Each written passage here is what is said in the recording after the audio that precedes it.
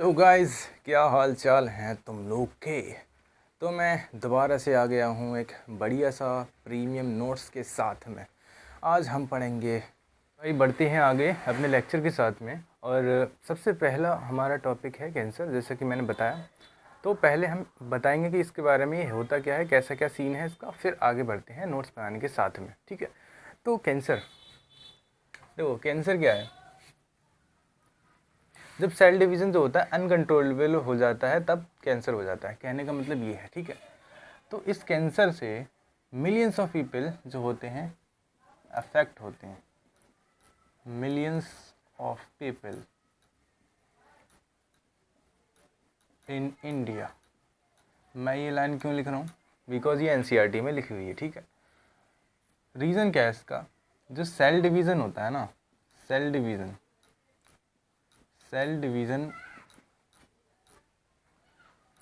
Controlled होता है। ठीक है, बहुत ही ज़्यादा कंट्रोल होता है बाय द बॉडी। अब अगर यही cell division due to some change इन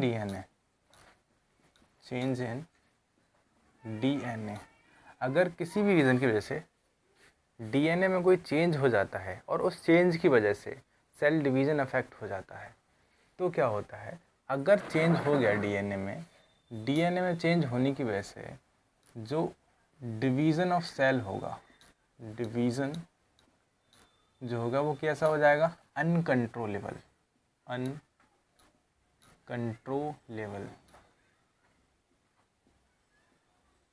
और जब ये अनकंट्रोलेबल हो जाता है तो क्या बनाता है, mass of proliferating cells. Mass of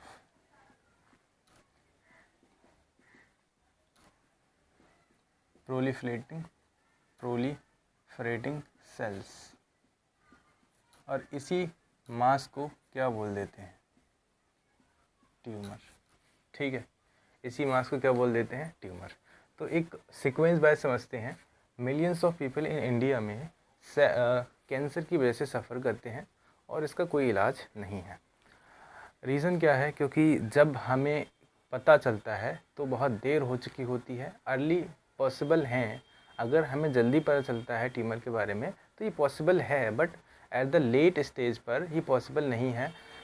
most of the cases में 90% केसेस में हम कह सकते हैं कि जो नॉर्मल इंसान होता है वो अपनी जान गंवा देता है। रीज़न क्या है, क्योंकि इसका जो ट्रीटमेंट होगा वो जाहिर है, जब इतनी ख़तरनाक मोस्ट ड्रेडेड डिजीज़ है तो इसका मतलब इसका जो ट्रीटमेंट होगा वो भी ज़्यादा महंगा होगा, तो हर कोई अफेयर नहीं। सेल के पास में एक प्रॉपर्टी होती है जिसको बोलते हैं कॉन्टैक्ट इन्हिबिशन। अच्छा, मैंने जब कहा कि जो नॉर्मल सेल डिवीज़न होता है वो कंट्रोल होता है, और वो किस तरीके से कंट्रोल होता है सेल डिवीज़न, जो नॉर्मल होता है, नॉर्मल जो सेल डिवीज़न होगा वो कैसे कंट्रोल होता है। नॉर्मली जो सेल डिवीज़न होता है, नॉर्मल सेल डिवीज़न में एक प्रॉपर्टी होती है, डिवीज़न क्या लिख रहा हूँ मैं यार,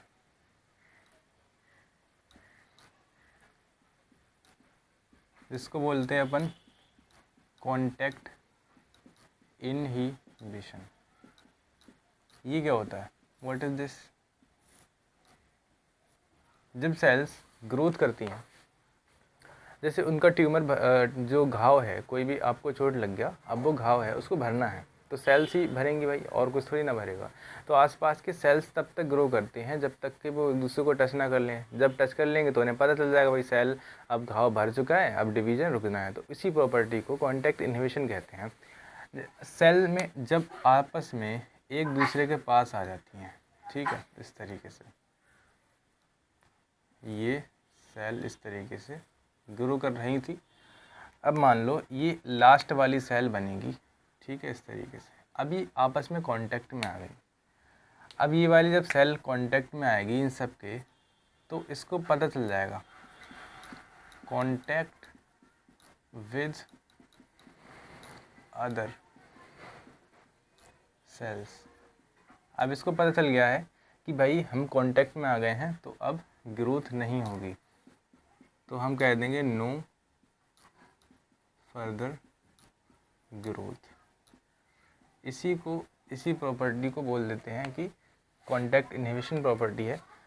तो ये सारी मैंने बताया ये होता है। अब देखो ट्यूमर, कैंसर को मैंने डिफ़ाइन किया है एक ट्यूमर से। मैंने कहा भाई ट्यूमर बोल देते हैं या इसी को ही न्यूप्लाज्म भी बोल देते हैं, एनसीईआरटी की लैंग्वेज, न्यूप्लाज्म या फिर ट्यूमर। अभी न्यूप्लाज्म में ट्यूमर क्या होता है इसको हम आगे बढ़ते हैं, ठीक है। What is neoplasm? न्यूप्लाज्म या फिर इसी को बोल देते हैं ट्यूमर।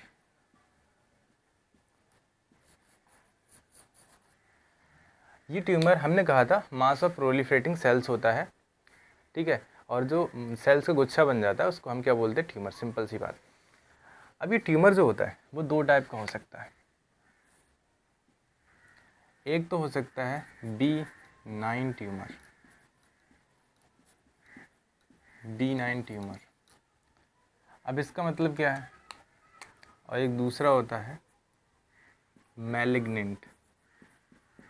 दूसरा क्या होगा? मैलिग्नेंट ट्यूमर, ठीक है।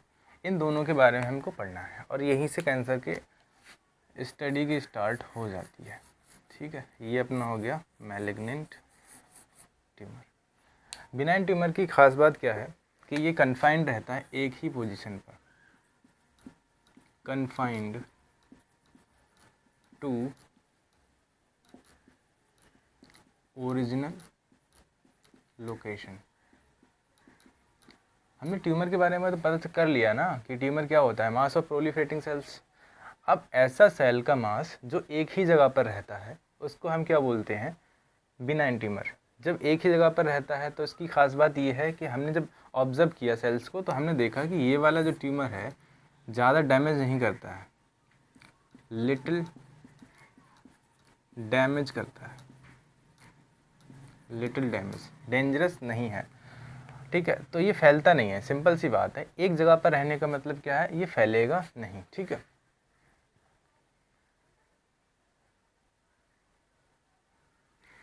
फैलेगा नहीं। तो फैलेगा नहीं का मतलब क्या है? And do not spread. हम कह सकते हैं ये स्प्रेड नहीं होगा, फैलेगा नहीं, ठीक है। तो ये हो गया सिंपल सा बिनाइन ट्यूमर। अब पढ़ते हैं भाई मैलिग्नेंट, इसका क्या सीन है? मैलिग्नेंट ट्यूमर जो होता है इससे ज़्यादा कहीं ख़तरनाक हो जाता है। अच्छा, ये मैलिग्नेंट ट्यूमर ही जो सेल्स होती हैं वो न्यूप्लाज्म बनाती हैं, उसी को ही हम जैसे अगर मैं कह रहा हूँ कि ये क्वेश्चन है, वो कहता है कि भाई न्यूप्लास्टिक ट्यूमर क्या होता है, क्या ये ख़तरनाक है? तो बिल्कुल एनसीईआरटी में कुछ इस तरीके से लिखा है कि जो मैलिग्नेंट ट्यूमर होता है उसी को ही हम अल्टीमेटली न्यूप्लाज्म या न्यूप्लास्टिक ट्यूमर बोलते हैं। वो ज़्यादा हैवी, बहुत ज़्यादा ख़तरनाक होता है, ठीक है। तो ये क्या होगा? देखो सिंपल सी बात है, हम बताते हैं कि ये भी मास ऑफ डिवाइडिंग सेल्स ही है ना, मास ऑफ डिवाइडिंग सेल्स ही है, लेकिन ये किस तरीके से ख़तरनाक है वो हम पढ़ते हैं। इसको फिर से बोल दें, क्या है ये? Mass of dividing cells. Mass of dividing cells है, ये फॉर्म करता है न्यूप्लाज्म, या ऐसी कोई ट्यूमर हम पहले ही भी बोल चुके हैं। तो न्यूप्लाज्म में ट्यूमर जो है वो एक्चुअली डिफाइन किया गया है मैलिग्नेंट ट्यूमर के लिए, ठीक है। अच्छा, ये क्या करता है? किसी एक लोकेशन पर नहीं रहता है, ठीक है। रैपिड डिवीज़न करती हैं सेल्स, इसकी सेल्स जो होती हैं, सेल्स जो होंगी रैपिडली ग्रो करती हैं। रैपिड ग्रो करने का मतलब क्या है? डिवीज़न। ये रैपिड डिवीज़न शो करती हैं। जब रैपिड डिवीज़न शो करेंगे तो आसपास की सेल्स होंगी भाई उनसे ही न्यूट्रिशन छीन लेती हैं, ठीक है। रैपिड ग्रो करने का मतलब क्या है? जब एक्टिवली ग्रो करेंगी, एक्टिवली ग्रो कर रही हैं तो जो आसपास की जो सेल्स हैं उनसे उनका न्यूट्रिएंट के लिए कम्पीट करेंगी और उनका न्यूट्रिशन छीनने की कोशिश करेंगी, ठीक है। तो ये क्या करती हैं? Starve normal sales by competing for nutrients. Nutrients के लिए compete करके इन नॉर्मल सेल्स को स्टार्व कर देती हैं, भूखा मार देती हैं। तो आस पड़ोस की जो नॉर्मल सेल्स हैं वो मरना स्टार्ट हो जाती हैं। और सबसे ख़तरनाक इसकी प्रॉपर्टी क्या है भाई, ये क्या करती हैं, cells of tumour, cells of this tumour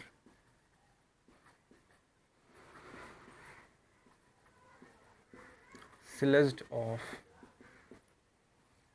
and spread through blood,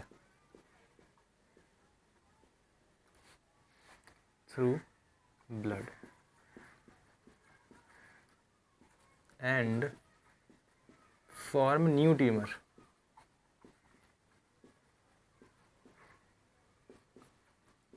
To new place. ये दिखना चाहिए यार, ठीक है। सेल्स, इस ट्यूमर की जो सेल्स होती हैं वो स्लज कर जाती हैं और ब्लड के थ्रू अलग अलग डिस्टेंट लोकेशन पर पहुंच जाती हैं और वहाँ पर न्यू ट्यूमर बना लेती हैं। तो ये प्रॉपर्टी इसकी बहुत ज़्यादा ख़तरनाक हो जाती है। तो हमने पढ़ा मास ऑफ डिवाइडिंग सेल्स है और इनकी इस प्रॉपर्टी को हम क्या बोलते हैं, मेटास्टैटिस। इस प्रॉपर्टी को क्या बोलेंगे, इसी को बोलते हैं मेटास्टैटिस। मेटास्टैटिस एक ऐसी प्रॉपर्टी होती है न्यू मैलिग्नेंट ट्यूमर की जो एक जगह से दूसरी जगह फैल सकता है, ठीक है।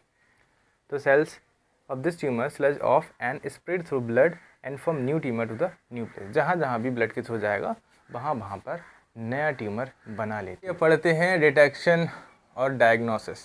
इसमें क्या है, सबसे पहले हम चीज़ों को देखते हैं कि हमें पता कैसे चलता है या हम कैसे करके कैंसर का डिटेक्शन कर सकते हैं, क्योंकि जितना जल्दी डिटेक्शन होगा उतना ही जल्दी क्योर होता है। अगर कैंसर लेट डिटेक्ट होगा तो उसका ट्रीटमेंट उतना ही टफ होगा या फिर होता ही नहीं है।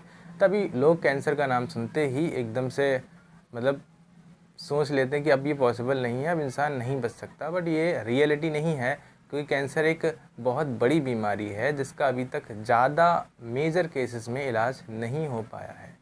तो दैट्स वाई हमें जल्दी से जल्दी डिटेक्शन की ज़रूरत होती है। तो क्या कहना चाहते हैं ये लोग कि भाई अर्ली डिटेक्शन का मतलब क्या है, मतलब जितना जल्दी डिटेक्ट कर लो।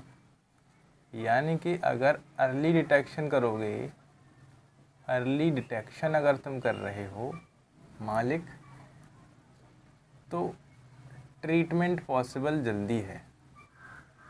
ट्रीटमेंट पॉसिबल जल्दी है in many cases, in many cancer. दिख रहा है क्या, ये नहीं दिख रहा होगा तो लिख लेना, treatment possible in many cases cancers, ठीक है। अर्ली डिटेक्शन में ऐसा होता है। अब देखो ब्लड कैंसर के केस में अगर हम देखते हैं ल्यूकीमिया, यानी कि अगर मैं bone marrow and blood test की बात करता हूँ, तो इसमें किसके लिए देखा जाएगा भाई, कैंसर का मतलब ही होता है कि यार सेल नंबर इंक्रीज होगा। फॉर इंक्रीज्ड सेल काउंट मालिक, increase cell count in case of, किसके केस में भाई, किसके केस में, ल्यूकीमिया, ब्लड कैंसर, ल्यूकीमिया, ठीक है। तो ब्लड कैंसर के केस में हम ये देख सकते हैं कि क्या ब्लड में या बोन मैरो में सेल काउंट बढ़ रहा है या नहीं। तो इसके लिए हमें blood and bone marrow test करना पड़ता है। अब दूसरा क्या आता है, बायोप्सी करते हैं।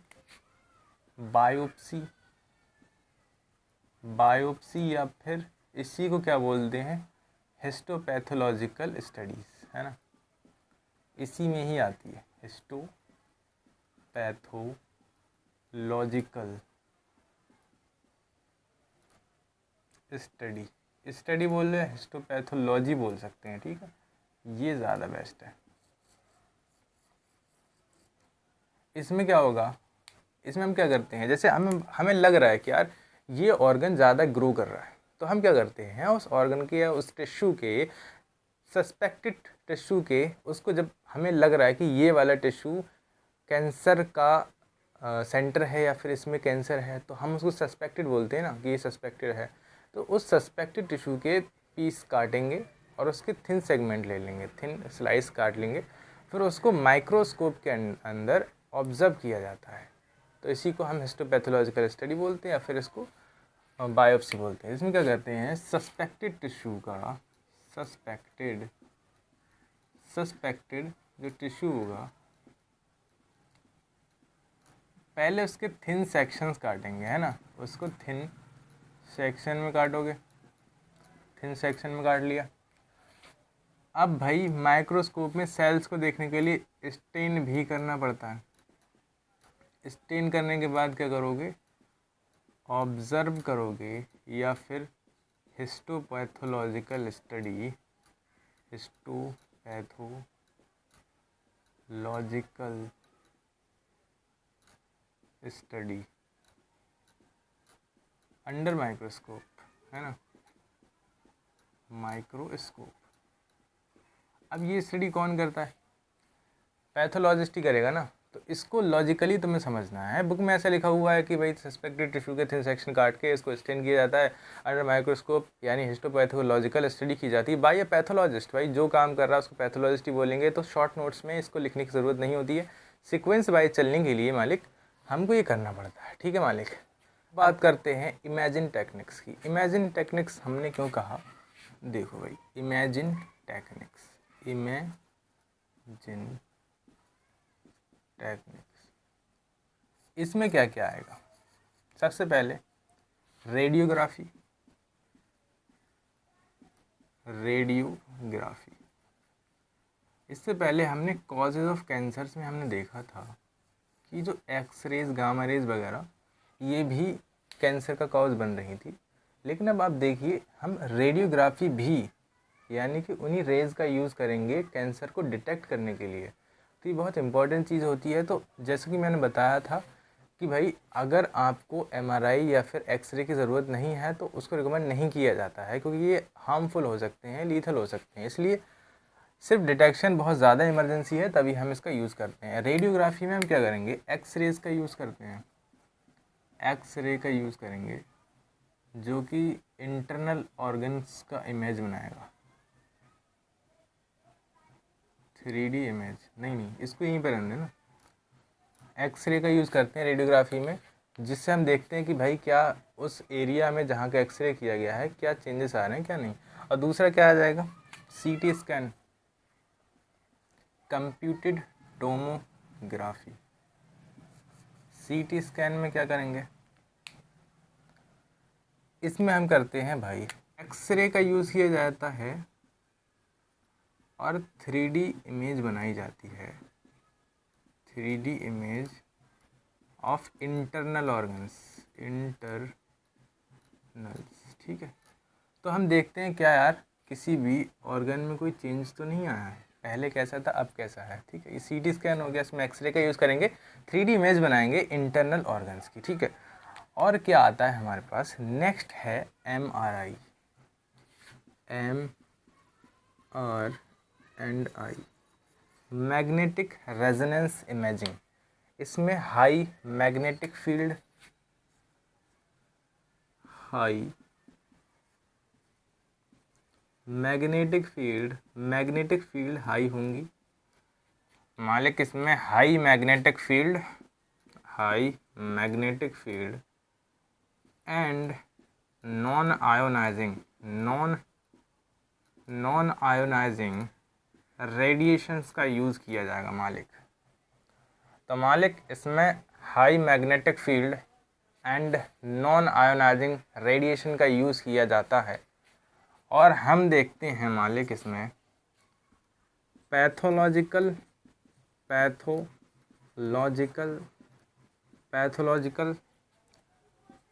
And physiological change.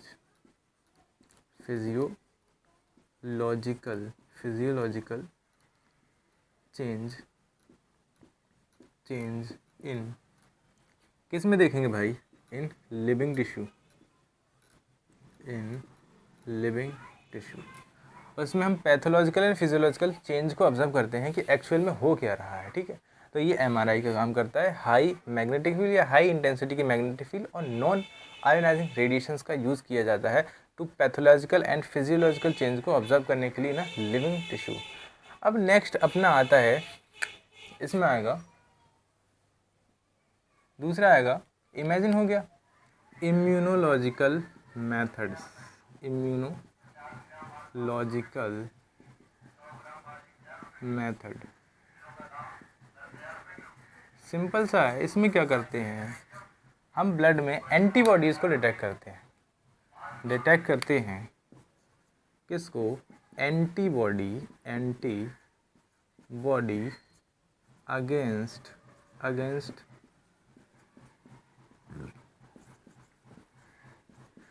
Cancer antigen, cancer specific लिख दो या कुछ भी, स्पेसिफिक एंटीजेंस, ठीक है। कैंसर स्पेसिफिक एंटीजेंस के लिए हम इम्यूनोलॉजिकल मेथड्स का यूज़ करते हैं। और आता है अपना मॉलिक्यूलर बायोलॉजी टेक्निक्स। इसमें जैसे पीसीआर वगैरह होता है ना, वहाँ से हम कैंसर का डिटेक्शन कर सकते हैं फॉर दैट जीन जो कॉज कर सकता है। तो इससे क्या होता है, डिटेक्ट करता है ये जीन को, कौन सा gene, susceptible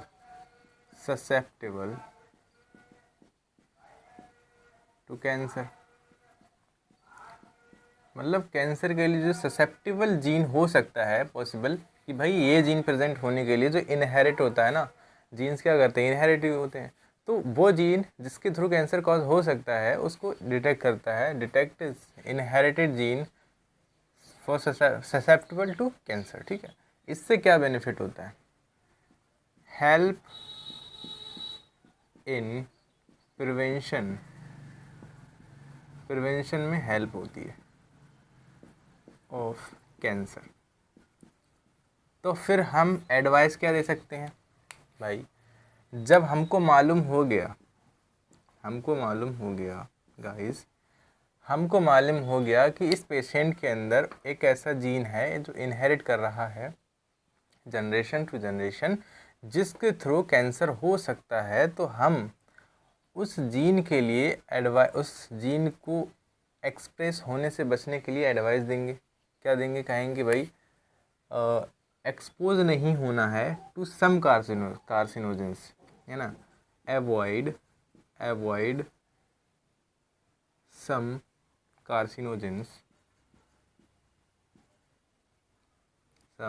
carcinogens susceptible to, जिनके लिए वो ससेप्टेबल है, उन कार्सिनोजेंस से अवॉइड करना है जो मतलब जिसके लिए वो ससेप्टेबल है। क्योंकि जीन जब हमने आइडेंटिफाई कर लिया तो हमें पता होगा कि भाई इससे कौन सा कैंसर हो सकता है। एग्जाम्पल के तौर पर ये बोलना है कि भाई एग्जाम्पल जैसे कि लंग कैंसर, एग्जाम्पल के तौर पर लंग कैंसर में हम किसके लिए मना करते हैं भाई, स्मोकिंग के लिए मना करते हैं, अवॉइड स्मोकिंग, है ना, तो स्मोकिंग के लिए मना किया जाता है ना। तो वही है, मॉलिक्यूलर बायोटेक्नोलॉजी के थ्रू हम कैंसर को, ऐसे जीन कॉज करने वाले कैंसर कॉज करने वाले जीन्स को हम डिटेक्ट कर लेते हैं पहले से ही, तो जिसकी वजह से हमें ये बेनिफिट हो जाता है कि हम उसको प्रिवेंट कर सकते हैं। हम ऐसे जीन्स को एक्सप्रेस होने से बचने के लिए हम कुछ प्रिवेंशन देते हैं कि भाई तुम लोग को ये नहीं करना है ना। वो पेशेंट होगा, उसके साथ हम कहेंगे कि भाई तू अगर स्मोकिंग करेगा तो तुझे लंग कैंसर होने के चांसेस बहुत ज़्यादा हैं, क्योंकि तेरे अंदर ये जीन पाया गया है जो कैंसर को इनहेरिट कर रहा है। तो इस वजह से ये फ़ायदेमंद है मॉलिक्यूलर बायोटेक्नोलॉजी। अब नेक्स्ट हम पढ़ते हैं इसके ट्रीटमेंट्स, ठीक। मैं इस पार्ट को पहले ही रिकॉर्ड कर चुका था, बट फाइल ट्रांसफ़र के दौरान ये फ़ाइल लॉस्ट हो गई और मुझे ये दोबारा से रिकॉर्ड करना पड़ रहा है। तो कार्सिनोजेंस यानी कि कैंसर कॉजिंग एजेंट, यानी कि कॉजेज़ ऑफ कैंसर। तो कैंसर कॉजिंग एजेंट्स जो हो सकते हैं 3 टाइप के हो सकते हैं, mainly physical, chemical and biological, और उन्हीं में हम पढ़ने वाले हैं। ठीक है, तो सबसे पहला जो होता है जिसकी बात हम कर सकते हैं फिज़िकल। जो फिज़िकल कॉजेज़ में क्या क्या आ सकता है, जैसे कि रेडिएशंस होते हैं कुछ अपने पास, है ना। रेडिएशंस में मैं बात करूँगा, रेडिएशंस इसमें आयोनाइजिंग रेडिएशंस, आयोनाइजिंग, और दूसरा नॉन आयोनाइजिंग। ठीक है, नॉन आयोनाइजिंग, 2 टाइप के रेडिएशंस की बात करते हैं। आयोनाइजिंग में क्या क्या आएगा, एक्सरे आएगा अपना, एक्सरे एंड गामा रे। ठीक है, एक्सरे एंड गामा रे, इसमें क्या आ जाएगा, यूवी रे। तो ये फिज़िकली अगर आप इन रेडिएशंस के लिए एक्सपोज हो जाते हैं तो आपको कैंसर का खतरा बढ़ सकता है।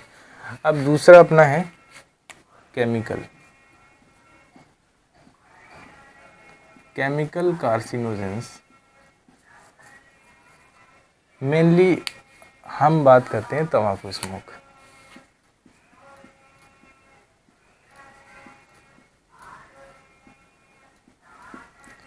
इसमें क्या होता है, बड़ी ही इम्पोर्टेंट चीज़, बड़ी ही इम्पोर्टेंट लिंक बताऊंगा कि जो तंबाकू जब बर्न होती है तो वो कैसी होती है, इनकम्प्लीट। इनकम्प्लीट कंबशन से बनने वाले कुछ हाइड्रोकार्बन्स होते हैं जिनको मैं पॉलीन्यूक्लियर बेंजीन कंपाउंड्स कह सकता हूँ, क्योंकि ये कंपाउंड्स बेंजीन के बने हुए होते हैं।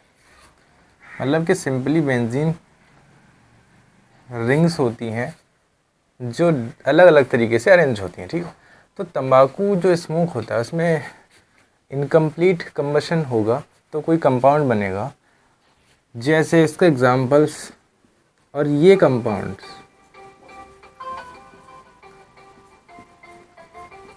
होते हैं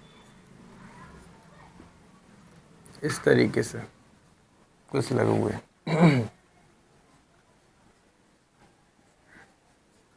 बड़े खतरनाक तरीके से दिखते होंगे, रुक जाओ, ये वाला नहीं है सर। ये जो होते हैं ये कार्सिनोजेनिक होते हैं। ठीक है, कार्सिनोजेनिक। अब ये कहाँ मिलेगा तुमको यार, ये मैंने कहाँ से बता दी, ये हाइड्रोकार्बन चैप्टर जब तुम पढ़ते हो तो उसके लास्ट में कार्सिनोजेनेसिटी एंड टॉक्सिसिटी के बारे में बताया गया है। उनमें से कंपाउंड से एक आध और होंगे, बहुत सारे हैं, लेकिन मैंने एग्जाम्पल के तौर पर तुम बता दिए। ठीक है, तो केमिकल हो गया, फिजिकल हो गया, एंड लास्ट वन हम देखते हैं बायोलॉजिकल। ठीक है, बायोलॉजिकल।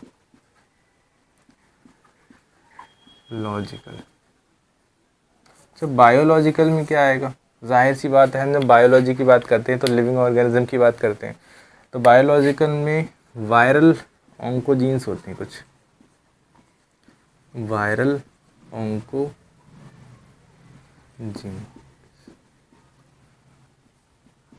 तो ऐसे वायरसेस जिनके पास वायरल ऑन्कोजीन होते हैं, वो वायरस, ये वायरस ऑन्कोजेनिक ट्रांसफॉर्मेशन कर सकते हैं, ऑन्कोजेनिक ट्रांसफॉर्मेशन कर सकते हैं, कर सकते हैं। ठीक है, इसलिए हम कह सकते हैं कि ये जो वायरसेस, अगर कोई भी इन वायरल के कांटेक्ट में आ जाता है, इन वायरसेस के कांटेक्ट में आ जाएगा तो उसे कैंसर होने के चांस बहुत ज़्यादा है। ठीक है, अब हमारे शरीर में नॉर्मल सेल्स में कुछ जीन्स होते हैं जो आइडेंटिफाई किए गए हैं, जिनको हमने बोला है सेलुलर ऑन्कोजीन्स, या फिर इन्हीं को ही हम बोलते हैं सी ऑन्क या फिर इन्हीं को ही बोलते हैं प्रोटो ऑन्कोजीन्स। ये कहाँ पाए जाते हैं? ये नॉर्मल सेल या फिर प्रोटो ऑन्कोजीन्स जो होते हैं ये कहाँ आइडेंटिफाई किए गए थे? आइडेंटिफाइड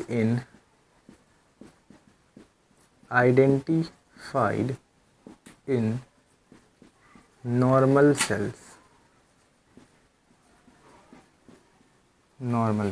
ठीक है। अब अगर कुछ कंडीशंस में मैं कह दूं कि सर्टेन कंडीशंस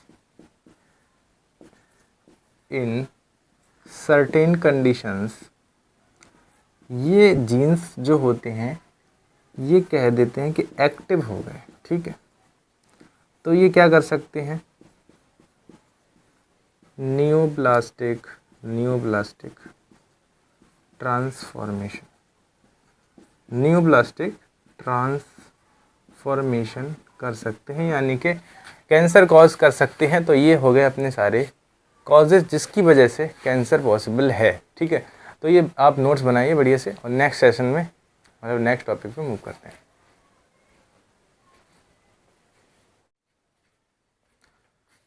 तो भाई लोग अब अपने बनाने वाले हैं फूल का मतलब क्या है? फ्लावर, यानी कि ट्रीटमेंट।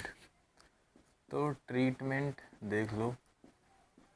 देखो सबसे मेन इम्पॉर्टेंट इसका पॉइंट ट्रीटमेंट ही होना चाहिए, क्योंकि मेजर पीपल जैसे ही कैंसर का नाम सुनते हैं हालत ख़राब हो जाती है।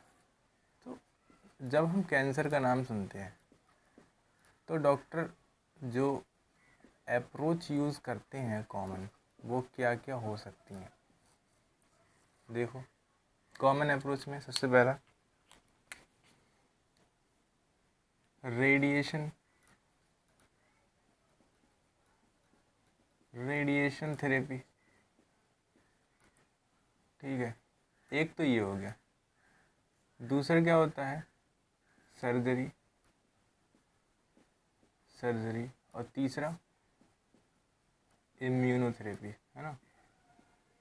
इम्यूनोथेरेपी ये हो गया कॉमन अप्रोचेस। अब जैसे रेडियोथेरेपी की उन्होंने बात की थी, अब इसको अगर ब्रॉडली क्लासीफाई करूँ मैं रेडियोथेरेपी को, तो इसमें क्या क्या करते हैं ये लोग? देखो रेडिएशन का ही मतलब होता है कि हम जो सेल्स होती हैं उनको लीथली रेडिएट करते हैं, जिससे वो जो कैंसर सेल्स हैं वो मर जाती हैं और जो नॉर्मल सेल्स हैं उनको बचा लिया जाता है। कैसे? अब मैं कहूँगा जो कैंसर सेल्स हैं, कैंसर सेल्स को ख़त्म करना है। irradiates lethally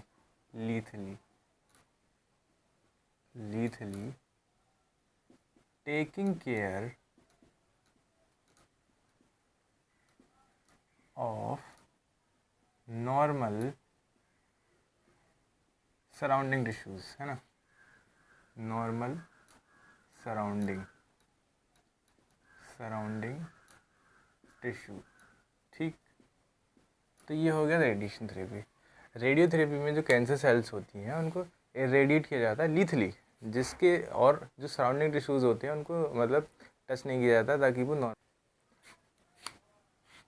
यूज़ करते हैं drugs to kill cancer sales.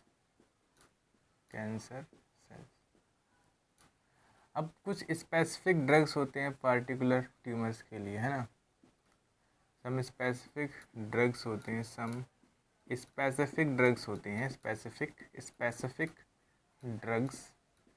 Drugs for particular tumour, मतलब वो उन्हीं कैंसर्स के लिए यूज़ होते हैं, पार्टिकुलर ट्यूमर्स। तो ये कोई ज़्यादा इम्पोर्टेंट बात नहीं है, लेकिन इसके जो साइड इफ़ेक्ट्स हैं वो ज़्यादा इम्पोर्टेंट है। तो तुम कैंसर पेशेंट को अगर तुम ऑब्जर्व कर रहा हूँ, साइड इफ़ेक्ट्स ऑब्ज़र्व करते हो तो उनके हेयर लॉस देखने को मिलता है। उनके बाल अपने आप ही झड़ते हुए दिखाई देंगे तुमको। हेयर लॉस एंड एनीमिया भी देखने को मिलता है, मतलब कि खून की कमी। ठीक है, तो साइड इफ़ेक्ट्स भी होते हैं। ऐसा नहीं है कि भाई कीमोथेरेपी में हम कैंसर सेल्स को मार दे रहे हैं तो बस कोई मतलब फ़ायदे हैं भैया, ऐसा कुछ होता नहीं है। इसलिए कैंसर का ट्रीटमेंट थोड़ा बहुत ज़्यादा टिपिकल होता है, डिफ़िकल्ट होता है, और साइड इफ़ेक्ट्स भी इसके देखने को मिलते हैं। अब हमारा नेक्स्ट क्या है, मैं बात कर रहा हूँ कॉमन मतलब कॉम्बिनेशन थेरेपी इसको नाम देते हैं यार, जिसमें हम मिक्सचर ऑफ थेरेपी का यूज़ करते हैं, कॉम्बिनेशन थेरेपी। ठीक है, इसमें क्या करते हैं, देखो हमने क्या क्या यूज़ कर लिया, रेडिएशन, कीमोथेरेपी भी यूज़ कर ली। ठीक है, अब इसमें जो सर्जरी है उसको अगर मिक्स कर दिया जाए, कहने का मतलब है कि रेडियोथेरेपी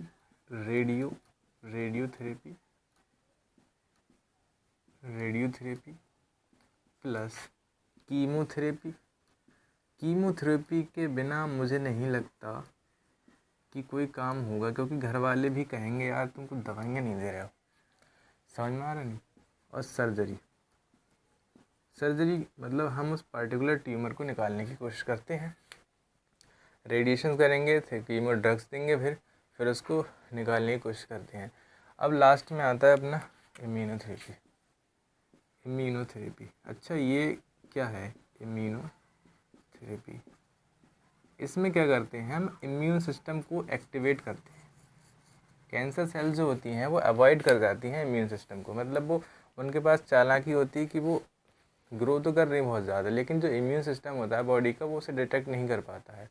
अगर डिटेक्ट कर भी लेता है तो वो सेल्फ डिस्ट्रक्शंस को भी अवॉइड कर देती हैं। उनके पास ऐसी चीज़ें होती हैं जो डिस्ट्रॉय नहीं करने देती हैं। ठीक है, तो ये बहुत ही इंपॉर्टेंट चीज़ है इस चीज़ की, इसलिए इम्यून सिस्टम इस चीज़ को रिकॉग्नाइज नहीं कर पाता और कैंसर फैलता जाता है। ठीक है, तो जो कैंसर सेल्स होती हैं वो अवॉइड करती हैं एंड डिस्ट्रक्शंस को और आइडेंटिफिकेशन को। ठीक है, तो ट्यूमर सेल्स क्या करती हैं, ट्यूमर सेल्स जो होती हैं क्या करती हैं, अवॉइड हो जाती हैं डिटेक्शन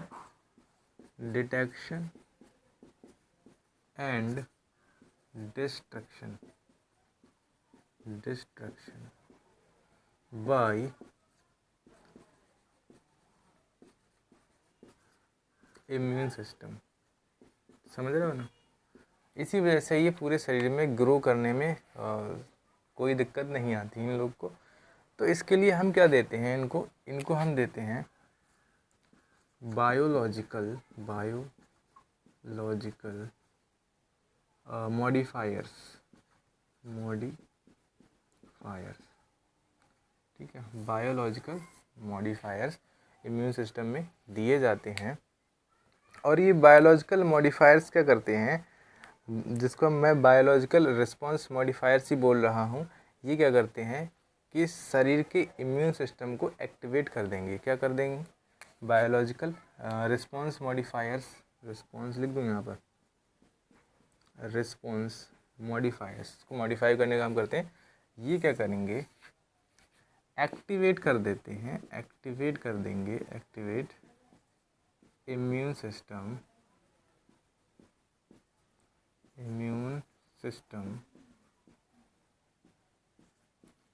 टूवर्ड्स कैंसर सेल्स। अब जब ये एक्टिवेट हो जाएगा तो वो सेल्स को ढूंढ कर ख़त्म कर देगा। यानी कि जो इसका एग्जांपल देख तो पहले,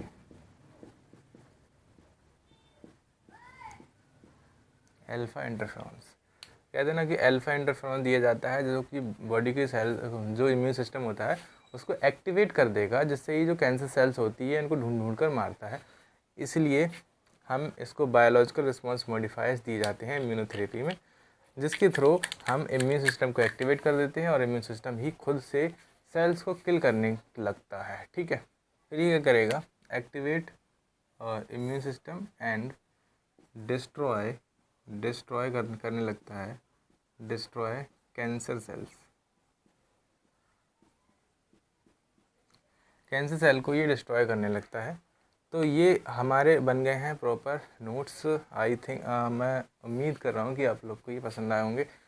और इस वीडियो को बनाने में यार बहुत ज़्यादा टाइम लग गया था, क्योंकि 2-4 दिन लग गए थे, किसी ना किसी वजह से रुकी रही थी। तो आज फाइनली फुल हो चुका है ये लेक्चर, और इसके बाद से मैं सारे एक 1 बाय 1 लेक्चर्स ले आऊँगा। लेकिन आप लोग कमेंट करते नहीं हो, तो मुझे कैसे पता चलेगा भाई तुम लोग को पसंद आ रहा है लेक्चर, नहीं आ रहा है, या पुराना लेक्चर तुम लोगों ने देखा या नहीं देखा। फ़िलहाल मैंने ये सारे नोट्स बनवा दिए हैं, और PDF नोट्स की अभी नहीं दे सकता। अगर आपको चाहिए कमेंट कर देना, मैं कुछ इंतज़ाम ज़रूर करूँगा।